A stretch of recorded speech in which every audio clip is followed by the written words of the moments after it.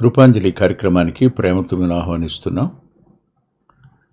ఈ కార్యక్రమంలో ప్రత్యేకంగా జీవిత పాఠశాల అనే అంశంలో భక్తుడైన యోసేపు గారి యొక్క జీవితాన్ని మనం అధ్యయనం చేస్తూ వస్తున్నాం. యోసేపు గారు ఆత్మీయతలో ఉన్నత శిఖరాల మీద ఉన్నవాడు, విశ్వాసంలో పరిణితి చెందినవాడు, నిరీక్షణ విషయంలో అతడు దేవుణ్ణి మాత్రమే గురిగా పెట్టుకున్నవాడు. వాస్తవానికి అనేకసార్లు మనకు నష్టం కలుగు చేసిన వారిని, మనల్ని అవమానించిన వారిని ఊరకనే కారణాలు బలమైనవి కాకపోయినా పగ తీర్చుకోవడానికి ప్రయత్నం చేసిన వారిని అమ్మేయడానికి మన సాక్ష్యాన్ని, అవమానించడానికి మన జీవితాన్ని ప్రయత్నం చేసేవారు కనిపిస్తూనే ఉంటారు. అందులో ఏ సందేహం లేదు. కానీ వారి విషయంలో మన వైఖరి మన ఆత్మీయ స్థాయిని చూపిస్తుంది. చాలామంది నోటికి ఏమొస్తుంది మాట్లాడతారు. అది వారి ఆత్మీయమైన అధోగతి, ఆత్మీయమైన ఒట్టిపోయినతనం. ఆత్మీయంగా వారు ఎడారిలాగా ఉన్నారంతే. కానీ ఉన్నతమైన ఆత్మీయ అంతస్తుకెక్కిన వారు, వారి ప్రవర్తనకు ఓ రుజువు యోసేపు గారు. యోసేపు భక్తుని జీవితం వెనుదిరిగి చూస్తే ఎక్కడ ఆరంభమైంది? చిన్ననాటనే అమ్మ చనిపోవడం, తాను ఉప్పత్తునుల దగ్గర పెరగడం, అక్కడ అన్నల యొక్క చెడుతనం కళ్ళారా చూడడం, అక్కడ ఆరంభమైన అతని జీవితం పరిశుద్ధంగాను పాపానికి కించిత్తైన చోటివను అని కానీ కనిపిస్తాడు. అలాంటి వ్యక్తి జీవితానికి దేవుడిచ్చిన ప్రాధాన్యత అత్యున్నతమైంది. ఆ వ్యక్తిని గురించి ఎన్ని అధ్యాయాలు రాశారో. ఈ అధ్యాయాలన్నింటిలో మనం మన జీవితాలకు అవసరమైన పాఠాలను అందులో నుంచి మనం డిరైవ్ చేసుకున్నాం. ఈ రోజున ఓ ప్రత్యేకమైన పాఠం మనం అందులో నుంచి మనకు అన్వయించుకోవడానికి, స్వీకరించడానికి చిన్న ప్రార్థన చేసుకుందాం. ప్రేమగల మా ప్రియ తండ్రి, పరిశుద్ధుడు అయిన మా దేవ, మరోమారు మీ పాదాల సమీపానికి రావడానికి మీరు మాకిచ్చిన కృప కొరకు కృతజ్ఞత చెల్లిస్తున్నాను. ఏమిచ్చినా నీ రుణాన్ని తీర్చుకోలేం. కొద్ది కాలం ఉండే మనుషులం మేము. మా మీద పగపట్టింది మనుషులు మాత్రమే కాదు, వెనక ఉన్న దురాత్మల సమూహం. మేము మాకు కనపడేది మనుషులే కానీ కనపడిని అదృశ్యమైన వ్యక్తి ఉన్నాడు. దానంతటికీ పైగా అదృశ్యంగా మీరున్నారు. ప్రతి కీడుని మేలుగా మార్చేవారు, ప్రతి అవమానాన్ని సంతోషంగా మార్చగలిగిన వారు, ప్రతి దుఃఖాన్ని ఆనందంగా మార్చగలిగిన దేవుడు మీరు. ప్రస్తుతానికి మేము ప్రయాణిస్తున్నటువంటి ప్రయాణం అవమానంగాను, నిందగాను, లేనివి కల్పించబడి అంతరంగానికి తీవ్రమైన గాయాలు కలిగేవిగాను, అమివేయబడిన వారంగాను, తల ఉంచుకు నడుస్తున్న బానిసత్వపు జీవితాలు కనపడుతున్నా మీరున్నారు. మీరే వాటన్నిటినీ అనుమతించారు. మీ చేతులకే సమస్తాన్ని అప్పగించుకోగా మా జీవితాల్లో మీరు సమస్తము సమకూర్చి జరిగించేవారుగా ఉన్నందుకే కృతజ్ఞత చెల్లిస్తూ ఈ మాటలు వినే మా ప్రియులకు అర్థమయ్యే రీతిలో చెప్పడానికి నీ దాసుని మీ ఆత్మచేత నింపండని మీ నామమైన యేసుక్రీస్తు ప్రభువారి నామంలో ప్రార్థిస్తున్నాం తండ్రి. ఆమేన్. ఆదికాండం 50వ అధ్యాయంలో 19వ వచనంలో సహోదరులు పోయి అతని ఎదుట సాగిలపడ్రి అని గత వారం చూశాం. 19లో భయపడకుడి, నేను దేవుని స్థానంలో ఉన్నానా? భయపడొద్దు, నేను దేవుని స్థానంలో ఉన్నానా? ఈ మాట ఎవరు ఇంతకు మునుపు కానీ తరువాత కానీ పలికిన వ్యక్తి ఎవరు నాకు కనిపించలేదు. యోసేపు గారు ఒక్కరే. ఆయనకు దేవుని యొక్క ప్రణాళిక మీద, అంటే దేవుని సంకల్పం మీద ఉన్న ఆ అత్యున్నతమైన అభిమానం, అత్యున్నతమైన నమ్మకం ఈ మాటలు పలికించినట్టు నాకు అనిపించింది. దేవుని స్థానంలో నేనున్నానా అంటే, మీరు కీడు చేయాలనుకున్నారు, చేశారు. కానీ అదంతా దేవుడు నాకు మేలుగా మార్చాడు. నేను మార్చుకోలే, నాకు నేనుగా ఇవన్నీ చేసుకోలే. మీరు చేసిన ప్రతి వాటిని నాకు అనుకూలంగా మలచడానికి కారకుడు దేవుడు. మీరు చేసిన ప్రతి కీడునకు నన్ను ఆయన ఉన్నతమైన అంతస్తుకు ఎక్కించడానికి కారకుడు ఆయన, నేను కాదు.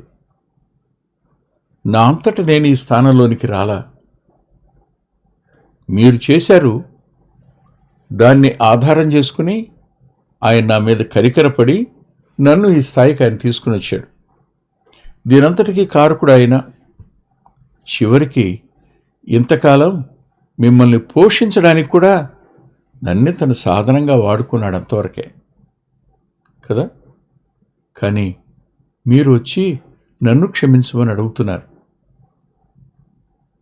వాస్తవానికి నా క్షమాపణ వల్ల మీకు లభించే మేలే ఉంది. నేను పగబెట్టుకునేవాణ్ణి కాను. పగ నా పని కాదు. నేను పగ తీర్చుకునేవాణ్ణి కాను. మీరే ఆలోచించండి. ఈ మాటలు పలుకుతున్న యోసేపు గారి అంతరంగంలో నాకు కనిపించిన ఒక తలంపు,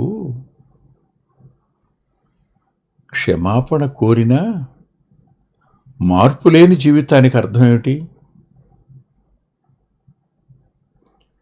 ప్రభు పాదాల మీద పడినా తిరిగి మరలా ఆయన మీద తిరుగుబడిన అనుభవాలు బైబిల్లో లేవా?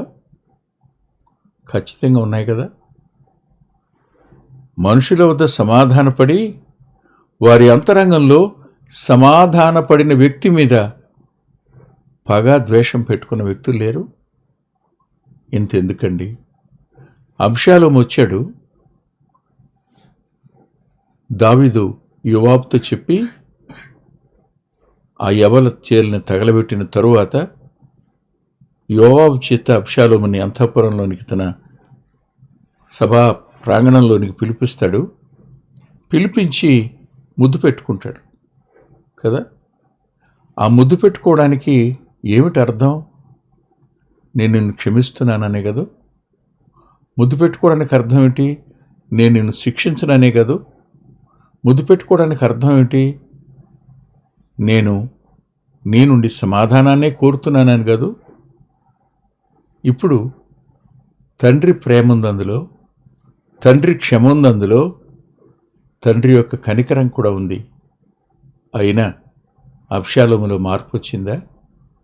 తండ్రి మీదే పగబట్టినవాడు కాలేదా? అవును. గుర్తుపెట్టుకోండి, సమాధానపడుతున్నట్టే సమాధానపడి క్షమించమని అడుగుతున్నట్టే క్షమిస్తూ, దేవుని క్షమాపణ పొందని వాడు చివరికి ఏ దుస్థితిలోకి వెళ్ళిపోతాడు? ఏ పరిస్థితిలోకి అతని జీవితం వెళ్ళబోతుంది? మానవ క్షమాపణ అనేది మీ భయం వల్ల వచ్చారు ఇప్పుడు. అందుకే భయపడొద్దు అంటున్నాను. నేను ఐగుప్తుకి ప్రధానమంత్రిగా ఉన్నాను, నేనేమైనా చేయగలను, నేను మిమ్మల్ని శిక్షించగలను, నేను పగ తీర్చుకుంటాననే భయమే కదా మీరు నా దగ్గరికి వచ్చారు. కానీ నేను అలాంటి వ్యక్తిత్వం కలిగిన వాడిని కాను. మీరు నా దగ్గర క్షమాపణ కోరుకుంటే సరిపోతుందా? మీరు క్షమించబడిన వారు కావాలి అని అంటే నిజంగా క్షమాపణ కోరుకోవాల్సింది ఎక్కడా? దేవుని వద్ద. ఆయన స్థానంలో నేను లేను. నేను మీ సోదరుని స్థానంలోనే ఉన్నాను. నేను మీకు మనవి చేసేది ఏమిటంటే, నేను దేవుని స్థానంలో లేను అని. నాకు యోనా గ్రంథం జ్ఞాపకానికి వచ్చింది. యోనా గారు దేవుని మాట మీద తిరగబడ్డారు. ఆయన గొప్ప తుఫాను రేగినప్పుడు, చీటిలు వేగా పట్టుబడినప్పుడు, సముద్రంలోకి విసిరివేయమన్నప్పుడు ఆ పాతాళ గర్భంలోకి దిగిపోతున్నట్టు ఫీల్ అయ్యాడు ఆయన. అక్కడ ప్రభు దగ్గర విజ్ఞాపన చేశాడు, ప్రార్థన చేశాడు. అది క్షమించుమని అడిగిన ప్రార్థనకు తాత్పర్యం అది. కానీ వెలుపలకు వచ్చాడు, కానీ నిజంగానే క్షమించబడ్డా? దేవుడు క్షమించడానికి సిద్ధమనసు కలిగినవాడు, కానీ ఆ క్షమాపణకు తగిన ప్రవర్తన ఎక్కడుంది? లేదు. నినువే 3 దినాలు ప్రకటించవలసిన పట్టణం, కానీ ఒక్కరోజే ప్రకటించాడు ఆయన. అంత మాత్రం కాదు, ఆ ఒక్కరోజు ప్రకటించిన వర్తమానాన్ని దేవుడు తానే తన ఆత్మ ద్వారా నినువే అంతటికీ తెలిసేట్టు చేస్తే వారందరూ పశ్చాత్తాపడితే యోనా దేవుని మీద కోప్పడలేదా? నీవు కోప్పడ్డం న్యాయమా అంటే చచ్చేంతగా కోప్పడ్డం న్యాయమేనని దేవునితో అనలేదా? నువ్వు ఇలా చేస్తావు నాకు ముందే తెలుసు కదా అన్నాడా లేదా? అంటే ఒక వ్యక్తి దేవునితో సమాధానపడకుండా, నిజంగా సమాధానపడకుండా, మనుషుల దగ్గర మాత్రమే క్షమాపణ కోరి అప్పటికి వారి నుండి ఏ నష్టం కలగకుండా జాగ్రత్త తీసుకోవడం అనేది ఆత్మీయత కానే కాదు. లేఖనంలో క్రొత్త నిబంధనలో 2 మార్లు రోమాపత్రిక 12:19లోను, హెబ్రీ పత్రిక 10:30లోను పగ తీర్చుకుంట నా పని ఆయన చెప్పాను కదా అని ఉంటుంది. వాస్తవానికి పగ నేను తీర్చుకోను. ఒకవేళ తీర్చుకుంటే దేవుడు తీర్చుకోవచ్చు, అది నా చేతుల్లో లేదు. నేనైతే పగ తీర్చుకోను. పగ తీర్చుకునేవాడిని అయితే ఎప్పుడో పగ తీర్చుకునేవాడిని కాదు. మీరు నా మీద పగబట్టారు, నా మీద మరి పగబట్టారు, మరింత పగబట్టారు. ఇంత పగబట్టిన మీ మీద నేను పగబట్ల, పగ తీర్చుకోలేదు. మీరు నా దగ్గరికి వచ్చి ఇప్పుడు నాన్న మరణం తరువాత సమాధానపడడానికి ప్రయత్నం చేస్తూ క్షమాపణ కోరుతున్నారు. కానీ వాస్తవానికి మీరు యథార్థ హృదయంతోనే పశ్చాత్తాపడ్డారో లేక తాత్కాలికమైన పశ్చాత్తాపమో నాకు తెలీదు. నేను దేవుని స్థానంలో ఉంటే వాటిని గ్రహించగలను. నాకైతే మీ మీద ఏ కోపం లేదు, ఏ పగ లేదు, నేను పగ తీర్చుకోను. కానీ మీ యొక్క క్షమాపణ యొక్క నిజస్థితిని, దాని యథార్థ రూపం ఎరిగినవాడు ఆయన కదూ. ఈ వచనాలు పగ తీర్చుకున్నట్టు నా పని అనే వచనాలు ద్వితీయోపదేశకాండంలో రాసి ఉంటాయి. చూడండి దయచేసి. ద్వితీయోపదేశకాండం 32వ అధ్యాయం.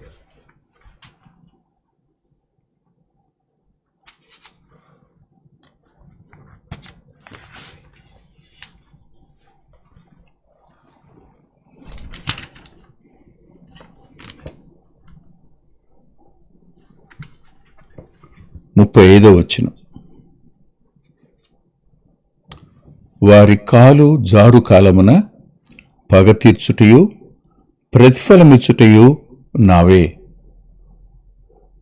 వారి ఆపద్దినం సమీపించును, వారి గతి త్వరగా వచ్చును, వారికి ఆధారం లేకపోవును. ఇది ప్రభు చెప్పిన మాట. ఏమన్నారు ఆయన? పగ తీర్చుటయు ప్రతిఫలమిచ్చుటయు నావే. మీరు పగబట్టారు, దానికి ప్రతిఫలం నాకు ఇచ్చాడు. మీరు క్షమాపణ కోరుతున్నారు, దానికి క్షమాపణైనా పగ తీర్చటమైనా నా పని కాదు, ఆయన పని. దీనికి ముందు మరో చోట మరో మాట కూడా రాసింది. దాన్ని నేను మీకు చూపిస్తాను. దయచేసి మీరు నాతో పాటు ద్వితీయోపదేశకాండం దగ్గరికి రండి. ద్వితీయోపదేశకాండం 2వ అధ్యాయం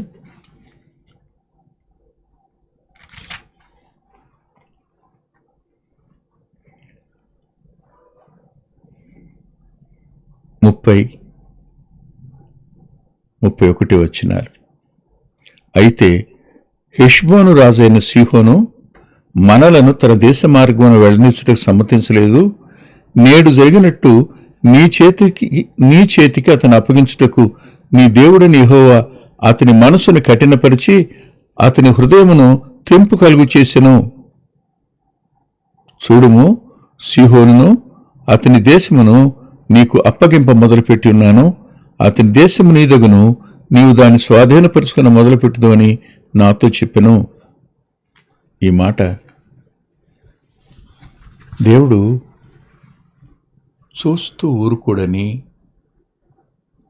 నిజంగా పశ్చాత్తాపడక అవకాశం ఇచ్చినా కూడా నష్టం చేయడానికి తీర్మానించుకున్న వ్యక్తులకు ఒకానొక దినం నియమించబడుతుందని, ఆ దినాన్న తప్పనిసరిగా దేవుడు పగ తీర్చుకుంటాడు. వారు చేసిన ప్రతిదానికి అంతే కదా. అదే మాట గలతీ పత్రికలో అద్భుతంగా పౌలు గారు రాశారు. ఇది చాలా గొప్ప సందేశం. గలతీ పత్రిక 6వ అధ్యాయంలో ఇలా రాశాడు. 7వ వచనంలో, మోసపోకుడి, దేవుడు విక్రింపబడడు, మనుష్యుడు ఏం విత్తునో ఆ పంటనే కోయను. నీవు విత్తింది పగ,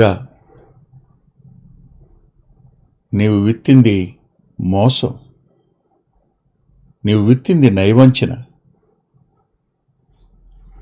దానికి ప్రతిఫలంగా నేనేం చేయను, నా చేతుల్లోకి తీసుకోను. మీరు నన్ను క్షమాపణ కోరటం వల్ల మీకేం లాభం లేదు. మీరు క్షమాపణ కోరి మీ జీవితాలను సరిచేసుకోవడం అనేది దేవుని వద్ద సరిచేసుకోండి. నేనైతే మీ మీద ఏ పగ కలిగిన వాడిని కాదు.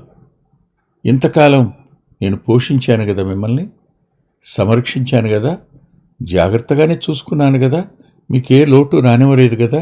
ఇప్పుడు యాకోబు చనిపోయాడు, తండ్రి చనిపోయినాడు కాబట్టి మీకు భయం వచ్చింది. భయం వల్ల మీరు క్షమాపణ కోరుకున్నారు. వాస్తవానికి పగ తీర్చుకునే సమయాన్న ఒక అధికారంలో ఉన్నవాడు పగ తీర్చుకుంటాడనే భయం ఖచ్చితంగా నష్టపరిచిన వారికి ఉంటుంది. కానీ అధికారంలో ఉన్న వ్యక్తి దైవికమైన వాడైతే అధికారంలో ఉన్న వ్యక్తి ఆత్మీయుడైతే, అధికారంలో ఉన్న వ్యక్తి తాను పగ తీర్చుకోడు, పగ తీర్చుకోవాలనే ఆలోచనలోని కూడా రాడు. మౌనంగా అతడు తన జీవితాన్ని ప్రభు చేతికి అప్పగించుకుంటాడు. అంతవరకే. తన వరకు తాను నమ్మకంగా ఉంటాడు, తన వంతు తాను నమ్మకంగా చేయడానికి తీర్మానం చేసుకుంటాడే తప్ప పగ తీర్చుకోవడానికి ఎట్టి పరిస్థితుల్లోనూ అతడు సాహసించడు. చేసిన ప్రతి పనికి, అన్న ప్రతి మాటకు మనం దేవునికి లెక్క చెప్పాలి. మీరు చేసిన సమస్తం నాకు మేలుగా మారింది. ఇప్పుడు మీరు పశ్చాత్తాపడుతున్నట్టుగా ఉన్నారు. అది నిజమైన పశ్చాత్తాపం అవునో కాదో నాకు తెలీదు. నిజంగా మీరు పశ్చాత్తాపడితే ప్రతిఫలం ఇవ్వడం కానీ పగ తీర్చుకోవడం కానీ దేవుని పని, నా పని కాదు. నేనైతే ఆ పని చేయను అంటే 2 ప్రాముఖ్యమైన విషయాలు చెప్పాడు. ఒకటి, ఆత్మలో ఎదిగిన వ్యక్తి ఎదగని వ్యక్తికి ఉన్న వ్యత్యాసం. రెండవది, ఒక వ్యక్తి తాను పగ తీర్చుకోకుండా అది తనకు సంబంధించింది కాదు అని మీరు దేవునితో సమాధాన పడితే దాని ప్రతిఫలాన్ని మీరు కోసుకోకుండా ఉంటారు అని వాళ్ళకి అద్భుతమైన సందేశం ఇవ్వడం ఈ అధ్యాయంలో మనం 19వ వచనంలో చూసిన భాగం. యోసేపు యొక్క ఆత్మీయ జీవితం ఊహకంతనంత ఎత్తు, ఆయన క్షమాపణ అనూహ్యం, ఆయన ఆత్మీయ స్థాయి అత్యున్నతం. ఆలోచించండి. ఒకసారి సిలువ వద్దకు రండి. ప్రభు, వీరేం చేస్తున్నారు, వీరెరుగరు, వీరిని క్షమించు తండ్రి అని అడిగాడు అంటే ఏమిటి అర్థం? నిజంగా క్షమించమని కదా. ఎవరు క్షమాపణ కోరారు? ఎవరు ఆశ్రయించారు? అక్కడున్న వారిలో ఎవరు ఆశ్రయించారు? ఓ దొంగ తప్ప.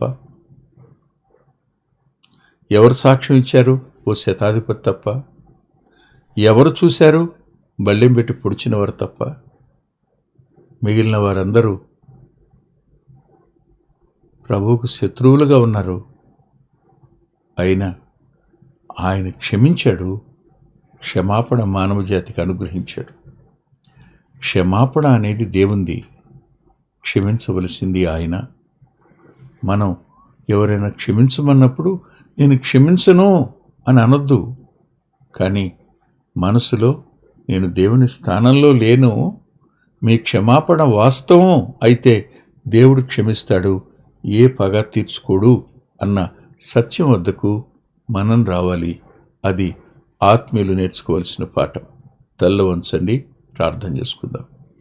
ప్రేమగల మా ప్రియ తండ్రి, కృపగలిగిన మా దేవ, కొద్ది మాటలు చెప్పడానికి నీ దాసునికి మిరిచిన కృప కొరకే కృతజ్ఞత చెల్లిస్తూ ముందున్న సమయాన్ని దీవెనగా మార్చండి. కృప చూపించే మీ యందు తప్ప మరి దేని యందును మేము అతిశయింపజాలమని యేసుక్రీస్తు ప్రభు వారి పేరట ప్రార్థిస్తున్నాం తండ్రి. ఆమేన్. ప్రభుచిత్తమైతే వచ్చే వారం కలుసుకుందాం.